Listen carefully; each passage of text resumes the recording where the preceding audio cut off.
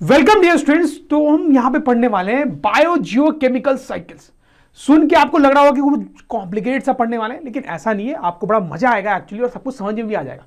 तो देखो, हमारे ये जो नेचर है ये बड़ा कॉम्प्लिकेटेड है। इसमें बहुत सारी चीजें हैं, बहुत सारे इसमें बायोटिक और ए बायोटिक कंपोनेंट्स हैं। इनका मतलब तो अभी तक आप समझते ही हैं। बायोटिक कंपोनेंट्स मतलब लिविंग कंपोनेंट्स जैसे कि प्लांट्स एंड एनिमल्स।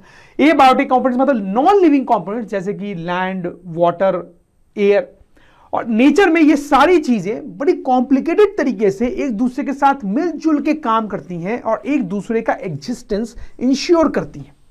तो किस तरीके से ये सब मिलजुल के काम करते हैं, यही हम यहां पर देखने वाले हैं और बड़ा इंटरेस्टिंग होने वाला है। सबसे पहली चीज जो मैं आपको यहां पे बताऊंगा that is water cycle. Water cycle देखने से पहले मैं आपको एक छोटी सी चीज बताना चाहता हूं अंडरग्राउंड वाटर के बारे में, क्योंकि उसका हमें यूज पड़ेगा आगे। अंडरग्राउंड वाटर क्या होता है हमने पहले भी देखा था, अदरवाइज मैं आपको रिकॉल कर देता हूं। जैसे ये लैंड है स्टूडेंट्स, ठीक है, जनरली वो सॉइल और सैंड की बनी होगी, लेकिन इसमें काफी नीचे जब जाते हो तो एक वाटर की लेयर भी होती है। हो सकता है कई जगह पे नहीं भी हो, बट ज्यादातर जगह पे होती है।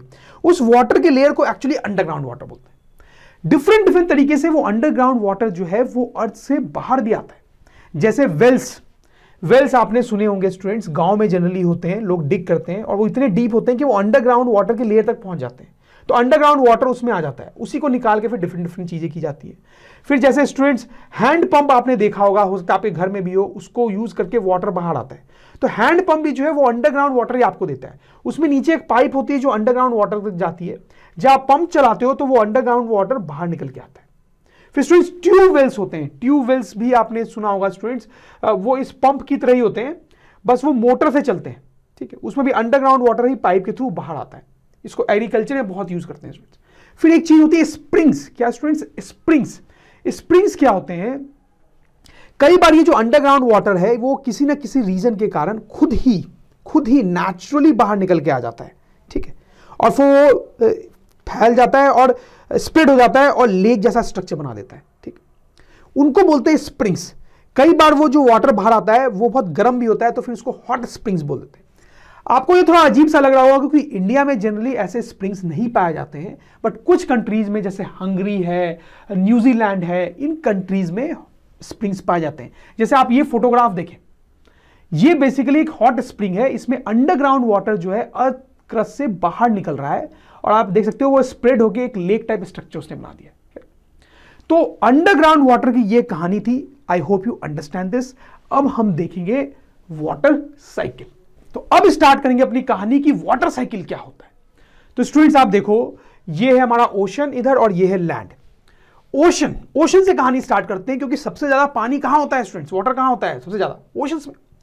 अब ओशंस में सन की हीट के कारण कंटिन्यूअसली इवापोरेशन होता रहता है और वाटर वेपर एटमॉस्फेयर में मिलता रहता है। समझ में आ रही बात? और ये प्रोसेस चलता ही रहता है। तो आपके दिमाग में एक डाउट आना चाहिए, क्या आ रहा है? देखो, अगर कंटिन्यूअसली वाटर जो है, लिक्विड वाटर वेपर में कन्वर्ट होता जाता है, तो फिर ओशन का पानी खत्म क्यों नहीं होता है? अभी आपको थोड़ी देर में सब समझ में आ जाएगा, सब समझ में आएगा।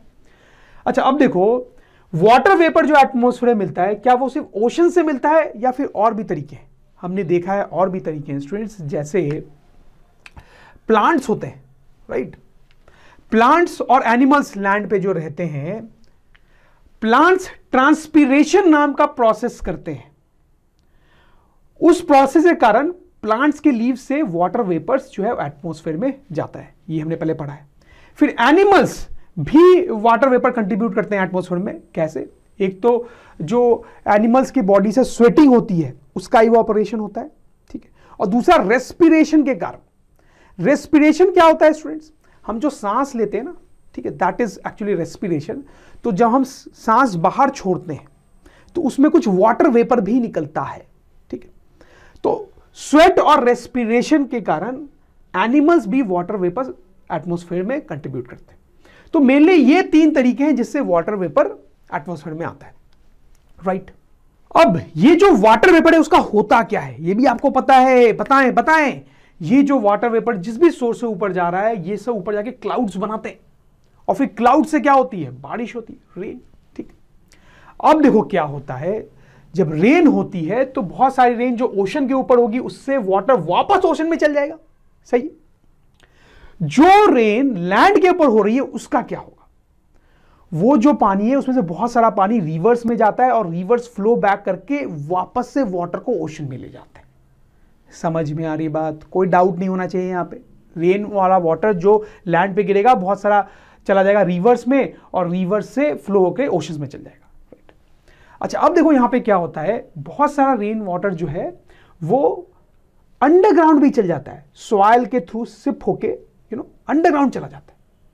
उसका क्या होता है स्टूडेंट्स? क्या जो पानी अंडरग्राउंड चला गया है वो अब नीचे ही रहता है या फिर वो ऊपर भी आता है? तो ऊपर भी आता है स्टूडेंट्स, थोड़ा सा मैंने आपको पहले ही बताया था। सबसे इंपॉर्टेंट तरीका उसको ऊपर आने का होता है प्लांट्स। प्लांट्स के रूट्स होते हैं स्टूडेंट्स।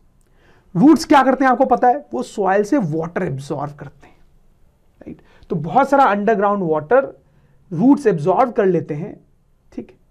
तो और फिर प्लांट्स के थ्रू वो बाहर आ जाता है। ठीक है। जब प्लांट्स वाटर वेपर प्रोड्यूस करते हैं तो आप सोच सकते हो कि वही वाटर जो प्लांट्स ने लिया है उसी से तो वाटर वेपर वो ट्रांसपिरेशन से एटमॉस्फेयर में देते हैं ना। राइट।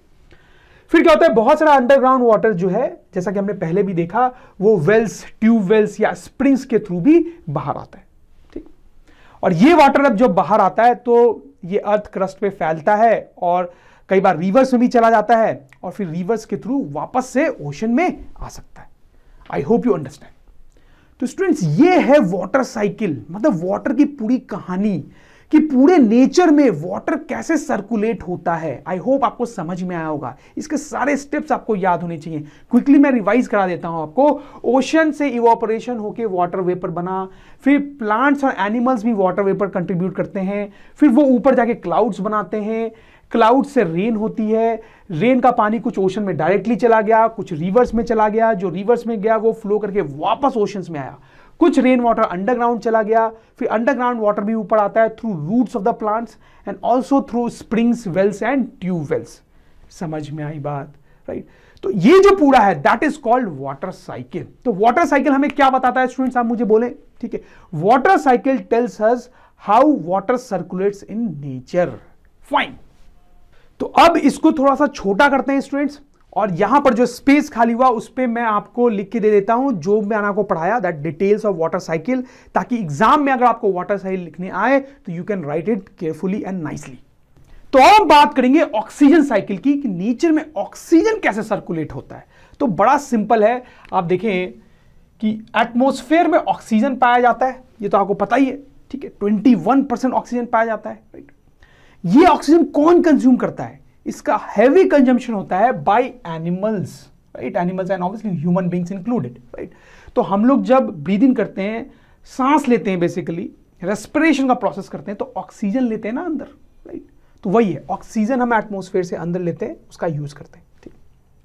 फिर एनिमल्स उसके बाद क्या करते हैं, जब एनिमल्स ब्रीद आउट करते हैं तो आपको पता है कि वो कार्बन डाइऑक्साइड एक्सहेल करते हैं और साथ में वाटर वेपर भी एक्सहेल करते हैं बेसिकली।